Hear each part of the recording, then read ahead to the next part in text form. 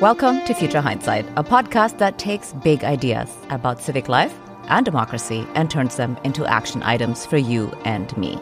I'm Mila Atmos.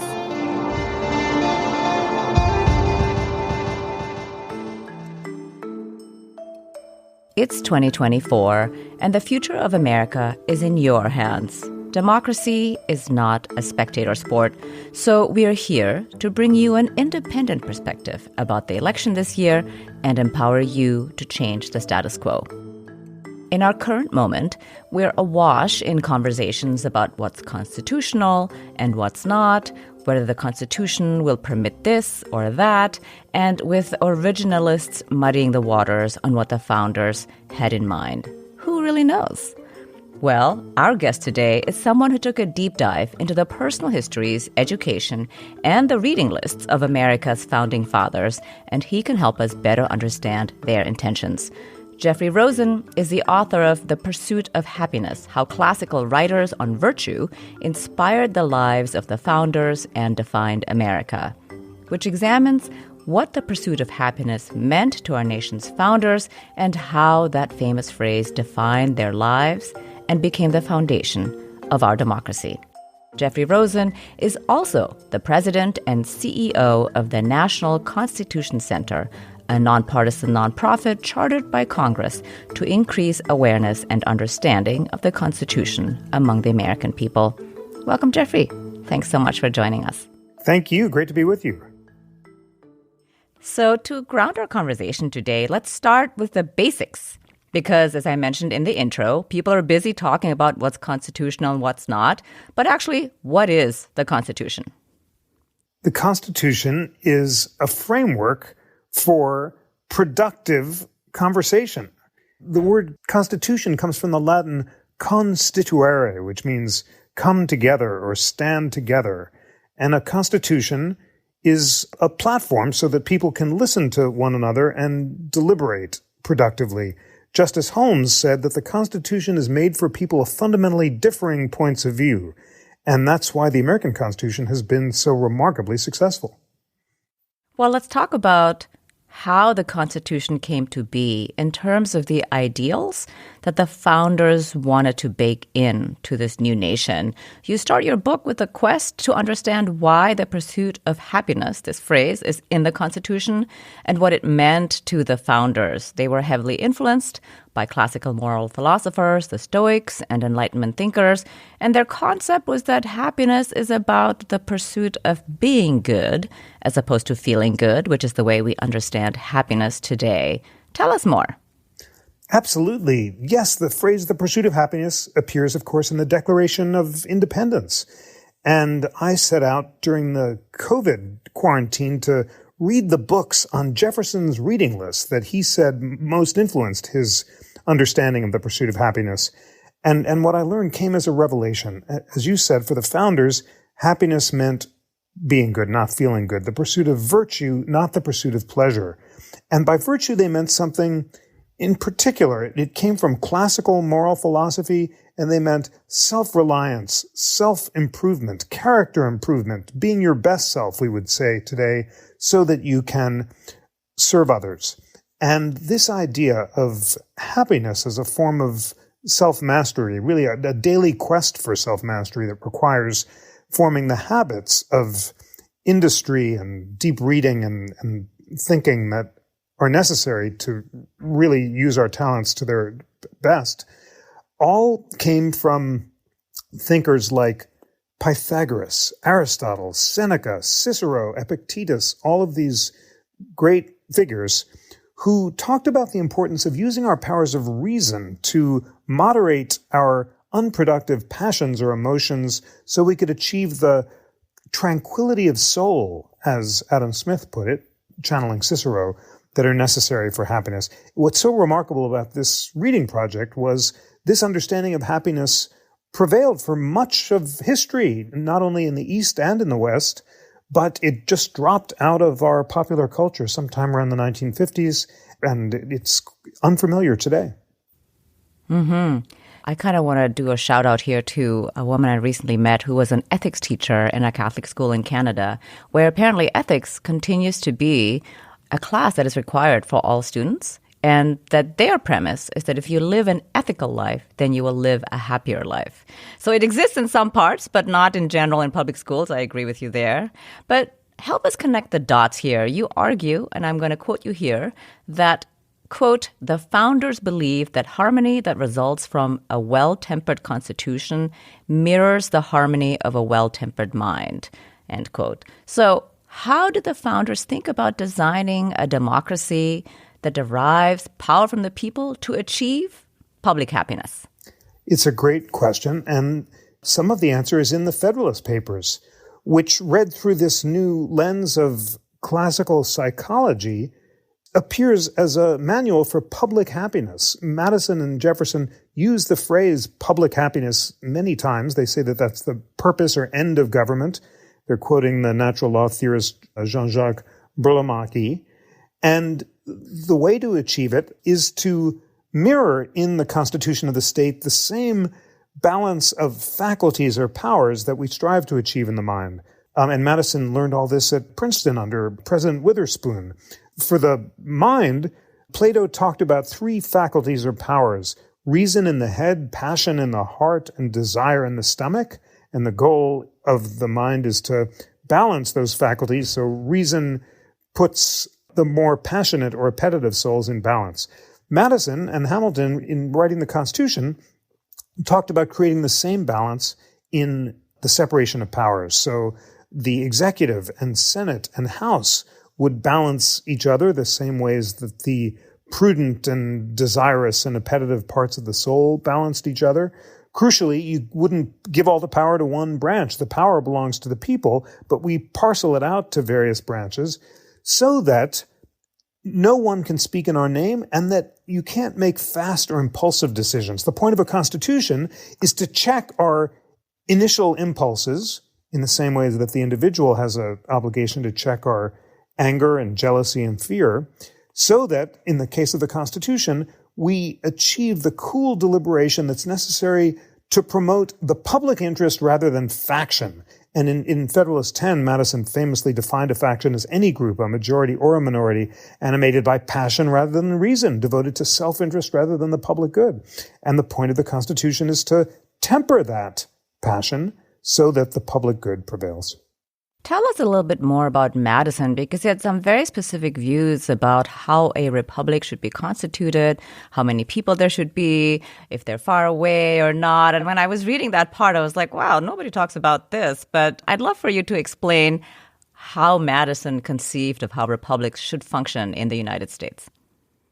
I'm so glad you asked, because Madison's theories about how to preserve a republic and prevent it from going the way of Greece and Rome are crucial. So Madison's very afraid of factions or mobs. He sees Shays' Rebellion in Massachusetts, where a group of armed debtors are mobbing the courthouses and refusing to pay their debts. And he's read classical political philosophy, which holds that large groups that deliberate face-to-face always descend into mobs.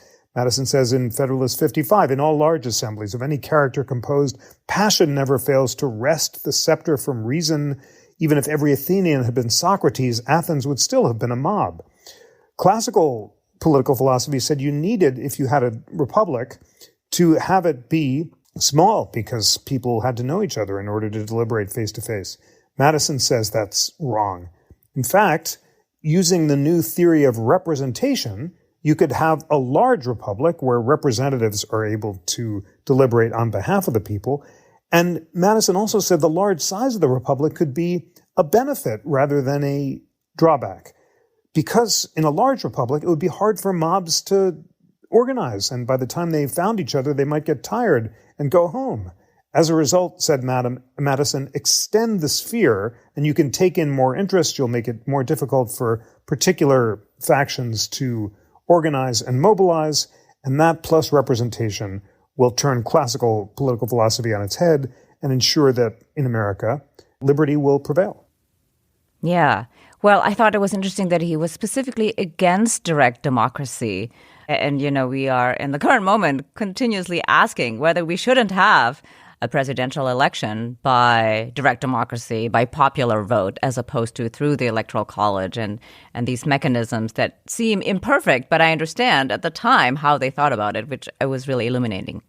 It really is. And of course, you could have a popularly elected president, but not have the president be directly pandering to the people like a demagogue. James Wilson, the great American founder, wanted a popularly elected president, but still thought the president shouldn't tweet, basically, shouldn't communicate directly with the people. And Madison originally wanted the president elected by the Congress, but also believed that the president should not directly communicate with the people. And in this sense, the biggest changes to the presidency occurred both during the age of Andrew Jackson, where the first time the president began to see himself as a steward or representative of the people. That ramped up with Woodrow Wilson and Theodore Roosevelt, who directly saw them as instruments of the people's will. But it was mass technology, in particular the radio under Franklin Delano Roosevelt, that allowed the president, now communicating directly with the people, to reach the people on a mass scale. And that, combined with social media, has gotten us to the situation we're in today. Mm-hmm. Mm-hmm. Well, I have a question in terms of how you think about citizenry, because now that you've done this deep dive into the founders' intentions, and given that they conceived of citizens as people who are interested in the public good and in the pursuit of constant personal improvement, have you changed your mind about what citizens should be, and how would you define what a good citizen is today? Yes, I have changed my mind about what good citizenship should be. This deep dive in the reading helped me see that for the founders, personal self-government was necessary for political self-government. In other words, we couldn't deliberate with our fellow citizens and vote wisely and choose virtuous leaders until we first find that balance and equipoise within our own individual selves. And it really puts a high bar for citizens to educate themselves. It's really crucial how central the founders thought education was to create what some of them called the perfect citizen in the perfect state. That was a quotation from 5th century Athens. And Jefferson insists that people have to prove the proposition that mass education on a broad scale is possible. And it really means that it's not enough just to vote. We have to vote wisely, and we also have to inform ourselves, and we have to deliberate. And mostly we have to not be drawn to the most extreme candidates who are flattering us and giving us what we want in an immediate sense, rather than listening to other people, deliberating, and reaching results that are in the good of the entire nation. Right. Well, I'm curious now whether you have changed your mind also about democracy as an ideal political system, because the kind of citizen that you're describing and the kind of citizen that the founders were engaged deeply in their personal pursuit of virtues, which I think we can both agree most Americans don't do. Right? They're not in general well-informed, let alone reading, let's say, Cicero. So I wonder if the hurdle isn't too great for everyday people. And even John Adams, you note, and Mercy Otis Warren feared at that time that American virtue had not reached, quote, that sublime pitch, end quote, necessary to sustain a republic. So what I'm really getting at is, what is the case for democracy? Well, it's a very important question. And as you say, at the end of their lives, the founders weren't sure whether citizens would find the individual virtue necessary to keep the republic. They had different degrees of optimism. Adams took a really dark view of human nature, was pretty despondent, and thought you needed an extremely strong executive. Jefferson was concerned about the coming of civil war. Washington worried about the rise of factions. Only Madison was moderately optimistic. He had faith in this new media technology, the broadside press, that a class of journalists he called the literati would use to diffuse complicated arguments in the newspapers, and people would discuss it in coffee houses, and reason would slowly diffuse across the land. Obviously the opposite of the age of Facebook and X, or whatever it's called now. So you ask, what about democracy? Is it wrong to put too much faith in it? None of the founders favored direct democracy. The Constitution was set up to check direct democracy because of Shays' Rebellion. Some were more democratic than others, and the famous debate between Hamilton and Jefferson about whether a strong executive and representative republic or some form of democracy, although Jefferson was not in favor of direct democracy, was better, was the source of our initial political parties and divided the Federalists and the Democratic Republicans, and has been a really important division ever since. But it's impossible to read the founding literature without being struck by how much the founders were on guard about direct democracy, and to the degree that new media technologies, as well as the polarization of our politics, have increased the opportunities for demagogues to flatter factions by using this technology. It represents the founder's nightmare. Mm-hmm. I'm going to ask you to clarify, since you're a specialist, and I'm going to venture to guess that most people don't know what Shays' Rebellion is. What was it, and why was it so concerning to the founding fathers? In 1787, which was the year the Constitutional Convention was convened, riots arose in western Massachusetts from farmers who couldn't pay their debts. There was a big inflation after the Revolutionary War, and they were unable to pay their creditors. So they mobbed the courthouses to close them down so they didn't have to pay their debts.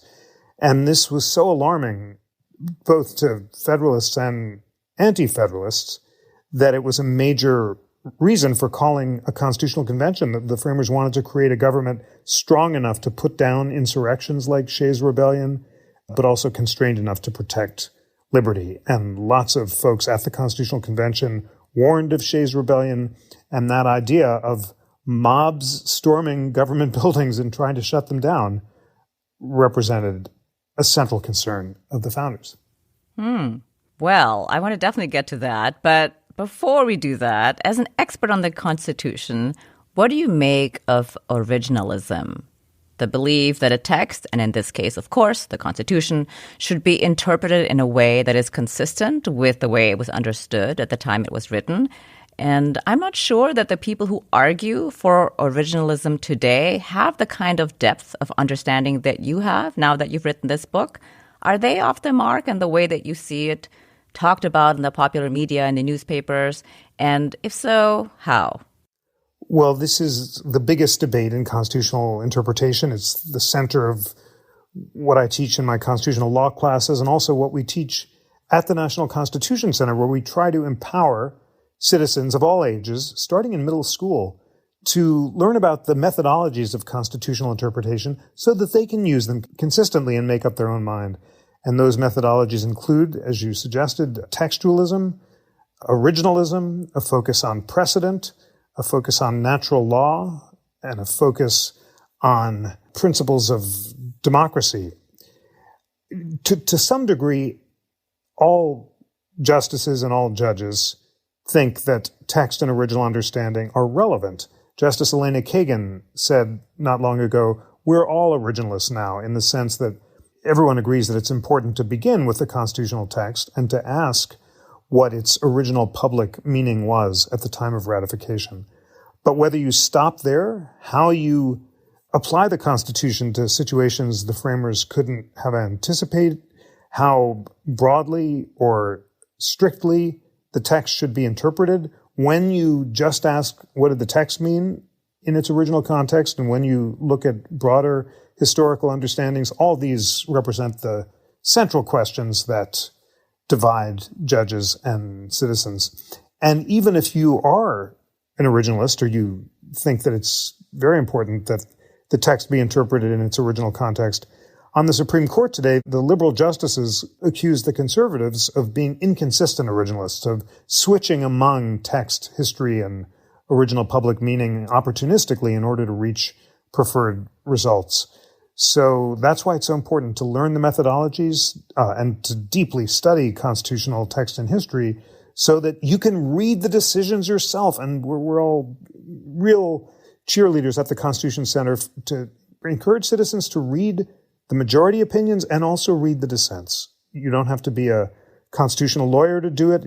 It's so inspiring to see kids starting in middle school, reading those opinions, reading the majority opinions, reading the dissents, and making up your own mind. We're taking a short break, and we'll be back with Jeffrey Rosen in a moment. But first, I want to tell you about a podcast called 10% Happier. The 10% Happier podcast has one guiding philosophy. Happiness is a skill you can learn, so why not master it? Hosted by Dan Harris, a journalist who had a panic attack on national television and then set out on a journey of transformation. He's now on a quest to help others also achieve peace and happiness. Every week, Dan talks to top scientists, meditation teachers, and even the odd celebrity in wide-ranging conversations that explore topics like productivity, anxiety, enlightenment, psychedelics, and relationships. The interviews cover everyone from Brené Brown to Alexander Draymond to Sam Harris. Think of listening to 10% Happier as a workout for your mind. Find 10% Happier wherever you listen to podcasts. And now, let's return to my conversation with Jeffrey Rosen. Well, now that you've explained how to think about it, how to approach it, what does it really mean for someone to say, this is unconstitutional or this is constitutional? And let's say in the case of the First Amendment and freedom of speech. And I'm thinking here not in the way that an expert or an academic or even a judge would use these terms, but the way that everyday people understand it in their daily conversations and they throw around like a provocation. To say something's unconstitutional is to say the government can't do that. It lacks the power to restrict my liberty in this way or to pass a law in that way. And the First Amendment's a great example. It begins, Congress shall make no law respecting an establishment of religion or abridging the freedom of speech. And that means that Congress lacks the power to pass the law. And if it does pass a law abridging the freedom of speech, like a law requiring you to salute the flag in school, the Supreme Court can strike the law down as inconsistent with the Constitution. Because when there's a clash between the Constitution, which represents our supreme law, and a statute passed by a legislature, which is merely the will of our temporary agents or representatives, then judges are supposed to prefer the superior to the inferior law and strike the statute down. That's the theory. It's one of the most important guarantees of American liberty and of the rule of law, that judges in America have the power to strike down unconstitutional laws. It's not the case in all Western democracies. Even in England, it wasn't until pretty recently that they got an independent Supreme Court. Previously, all power had been concentrated in Parliament with the power to strike down unconstitutional laws, despite the fact that Parliament, in theory, is sovereign. There are other democracies that don't have judicial review, but an independent judiciary, and the fact that the president can't just call up the judges and say, indict this person or convict this person, the way Putin can in Russia, or kill my enemies, and judges can't stop that. That's the very definition of the rule of law. Thank you for explaining it in this way, and it connects everything that we just talked about.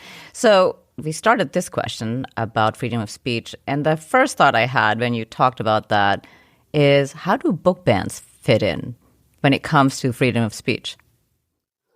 Well, if a book ban is passed by a legislature, and a legislature says you can't publish a book about the pursuit of happiness, and if the book is published, it has to be burned, that would be the quintessential example of an unconstitutional law. Congress shall make no law respecting freedom of speech, a law saying that I'm not allowed to write or speak about the pursuit of happiness and my book should be burned would be a law restricting or abridging that. Book bans in schools are sometimes more complicated because legislatures have some power over curriculum, and if the ban is supposedly content neutral and respects time, place, and manner, then it might possibly be constitutional. And of course, bans in private universities, which are not bound by the First Amendment, are generally not governed by the Constitution. But one of the great statements of free speech that inspired the founders is John Milton's Areopagitica, which I just recommend to listeners because it's so incredibly inspiring and so gorgeously written. And it's a pay-in or a warning against book bans and book censorships, and it reminds us that book bans are a profound violation of free speech. Mm-hmm. What do you want everyday Americans to understand about the Constitution? Or maybe the other side of that is, what is a common misconception that you encounter in your work at the National Constitution Center that you wish you could cure? Well, it's important not to confuse policy arguments with constitutional arguments. And at the Constitution Center, we always say we're going to separate our political and constitutional views. In other words, when we have a constitutional conversation, we won't ask, do you think gun control, for example, is a good or bad idea? But do you think the Constitution allows or forbids it? And you might decide that the Second Amendment to the Constitution forbids gun control, even though gun control is a really good idea. Or conversely, you might think that the Second Amendment allows gun control, even though it's a bad idea. And that move, that distinction between constitutional and political views, is what judges are supposed to engage in. It's what law students try to engage in. And it's really important for citizens to engage in it too, because it opens you up to the possibility that the Constitution is not a solution to all our problems, and it might forbid some things that you think are really good, and conversely might allow things that you think are really bad. And by thinking in those constitutional terms, you open yourself up to arguments that you disagree with. You have to listen to both sides. You open up the possibility of changing your mind after you've heard those other arguments. And that openness, that curiosity to diverse points of view is exactly the point of the Constitution. Oh, thanks for putting it this way. I had not considered that perspective in the way that you just described. So we are in a moment where it seems inconceivable that a person who has been barred from conducting business in the state of New York and who has been convicted of sexual assault should continue to be on the ballot. But based on the Constitution, what are the conditions a presidential candidate has to meet in order to preclude them from running for office? What actually disqualifies them? Well, the Constitution doesn't say much about that. It says you have to be 35 years old and you have to be a natural-born citizen. Those are requirements in the Constitution. There's a third provision, which is interpreted by the Supreme Court. If you have engaged in insurrection against the United States, you may not hold any office under the United States. And whether those who commit an insurrection against it are automatically barred, or whether Congress has to pass a law saying they're barred, whether states can decide that on their own. And then finally, of course, whether or not President Trump engaged in insurrection on January 6th. And the court will not disqualify President Trump from the ballot, so he will remain on the ballot. Mm-hmm. Of course, there's also the immunity case before the Supreme Court, and this is the immunity case regarding the January 6th election interference. Speaking about the insurrection that we talked about earlier, if he is convicted, let's say, does that bar him? Because it sounds like that's not the case. But what does the Constitution say? The Constitution does not bar convicted felons. In fact, Eugene V. Debs, the socialist candidate for president in 1920, ran from a jail cell. He'd been convicted, amazingly, of denouncing World War I. And in an age before the First Amendment was strongly enforced by the court, he stood up and said, don't enlist in the war. And he was convicted under the Sedition Act of 1917, and he ran for president from a jail cell. So that could happen. It could happen that Trump might run from a jail cell? It could. I mean, it doesn't seem very likely because of the timing that he would be in prison before the election. But if he were, he could run for president. And then the question of what happens next, whether he could pardon himself, is a huge question that the Supreme Court may be asked to confront, or whether his sentence could be stayed or suspended. All these are novel questions never confronted before in American history. Well, after you've done your deep dive on the founders, what would they say if they were alive today? I always feel embarrassed about channeling the founders. I'm no better able to channel them than anyone else. But I did mention that January 6th was James Madison's nightmare, and I think we can be pretty confident about that because he spent so much time denouncing mobs and insurrections and was so concerned about stopping government functions based on mob violence. And the Insurrection Act, the Federal Insurrection Act, was passed after the Whiskey Rebellion in the 1790s, one of the first uprisings against the new government in protest to Alexander Hamilton's whiskey tax. And it's been invoked several times throughout U.S. history, generally against those who are trying to promote disunion through violence, including Fry's Rebellion right before the Civil War against the Southern secessionists, after Reconstruction against those who were resisting federal authority, and in the Civil Rights era. So demagogues who whipped up mob violence to promote disunion are the founder's nightmare. Alexander Hamilton talks about a man ambitious and reckless who will reap the whirlwind and flatter the people.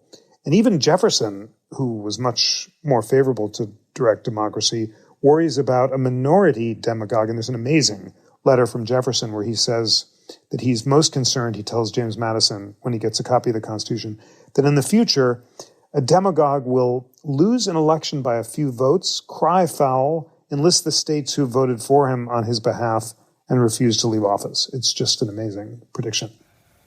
Yeah, indeed. I know the Constitution can be amended, and there are multiple voices saying, first of all, we should pass the ERA, or we should pass an amendment to prohibit money in politics, to basically upend the Citizens United decision. What are your thoughts about an amendment that would strengthen our democracy in this moment? The National Constitution Center had a great project recently called the Constitution Drafting Project, and we convened 3 teams of scholars, liberal, conservative, and libertarian, to draft a constitution from scratch. Very distinguished scholars, well known in their fields.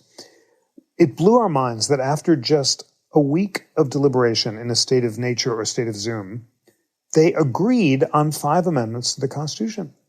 And here they are. First, an amendment that would impose term limits for Supreme Court justices. Second, one that would make it a little easier to amend the Constitution. Third, one that would make it a little harder to impeach the president, but a little easier to convict him in the Senate. An amendment that would remove the natural-born citizenship requirement for a president, and one that would resurrect the legislative veto, which allows Congress to repudiate presidential actions by majority vote. Not generally amendments having to do with rights, but with structure. And it just was really striking that these very ideologically diverse teams all were able to agree on these structural amendments. It gave me some hope that in a less polarized environment, we might actually be able to converge on meaningful constitutional reform. Yeah, those are all great suggestions. I was not aware you had a project like that. So we aspire here at Future Hindsight to be good citizens, and we're always looking to bolster our civic action toolkit. What are 2 things an everyday citizen can do to enliven our civic culture, to have good civic habits, essentially to embrace the pursuit of being a good citizen?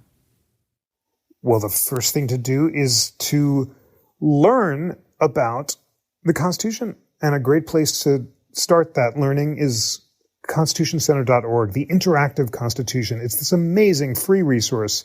It's gotten almost 70 million hits since we launched in 2015. It's among the most Googled constitution in the world. And we bring together the leading liberal and conservative scholars, thought leaders, and citizens to debate each clause of the Constitution, describing what they agree about and disagree about. And it just blows your mind how rich the resource is. Justice Amy Coney Barrett debating Neil Katyal about the meaning of the habeas corpus clause, multiply that by 80. And then in addition, there's the weekly podcast I host, We the People, that brings together liberals and conservatives to debate the constitutional issue of the week, a Constitution 101 class, primary source documents selected by leading scholars. It's just marvelous to be part of this organization that is spreading so much light on a nonpartisan basis. And I hope listeners will check it out. And the second thing I would say is just read deeply in general, not just about the Constitution, but about history, literature, politics, science, and art. The habit of deep reading allows us to learn and grow and to make ourselves more perfect. It was inspiring for me to see how deeply the founding generation read, and I've started to read more deeply as a result. That's great. What was your favorite part about doing the reading and doing the research to write this book? It was really the habit, the practice of getting up early every morning, watching the sunrise, reading these books of ancient philosophy that I'd never encountered before. I ended up writing sonnets summing up the wisdom, which is a very weird practice, but it turns out a lot of people who read this great literature in history have also written sonnets because there's just a desire to encapsulate the wisdom. Ben Franklin would read from the wisdom and turn it into sonnet form too, I later found out. I still kind of can't believe I did it. It was an unusual way to spend COVID, to say the least, but I just kind of was moved to do it. And once you get into the habit of doing this kind of reading and writing, it becomes habitual, and it was the most satisfying year I've ever spent. That's wonderful. So as we're rounding out our conversation here today, looking into the future, what makes you hopeful?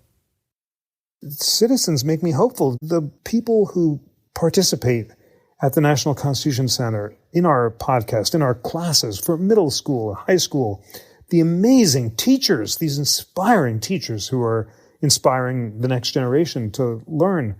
All of these marvelous citizens of different perspectives are committed to a republic of reason and are determined to uphold the founders' vision that it is possible to establish a constitution by reason and conviction, not by force or violence, as Alexander Hamilton said. And that faith, that shining faith in the American idea embodied in the Declaration of Independence and the Constitution, is still one that many hold. And if we can just get through the noise and the social media and the tweets and the partisanship and reason together, as the prophet Isaiah said, and as Justice Louis Brandeis loved to quote, then there is possible for keeping high the light of the American idea. Hear, hear. I hope that we can keep the light on the American idea. Thank you very much for joining us on Future Hindsight. It was really a pleasure to have you on the show. Thank you. It was wonderful to talk with you. Jeffrey Rosen is the president and CEO of the National Constitution Center and author of The Pursuit of Happiness, How Classical Writers on Virtue Inspired the Lives of the Founders and Defined America.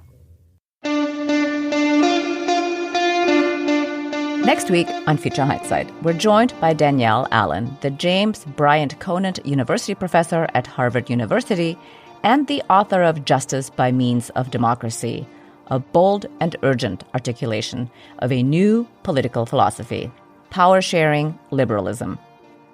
If democracy is really about majoritarianism, isn't it possible that the majority will often vote against what's actually in the best interests of all? And so I'm trying to argue against that by offering a conception of democracy, power-sharing liberalism, where the way democracy functions addresses issues of power imbalances, and by addressing those issues of power imbalances increases significantly the likelihood that the decisions made by society will support broad human thriving. That's next time on Future Hindsight. And before I go, first of all, thanks so much for listening. If you like this episode, you'll love what we have in store. Be sure to hit that follow button on Apple Podcasts or the subscribe button on your favorite podcast app, so you'll catch all of our upcoming episodes. Thank you. Oh, and please leave us a rating and a review on Apple Podcasts. It seems like a small thing, but it can make a huge difference for an independent show like ours. It's the main way other people can find out about the show. We really appreciate your help. Thank you. This episode was produced by Zach Travis and me. Until next time, stay engaged.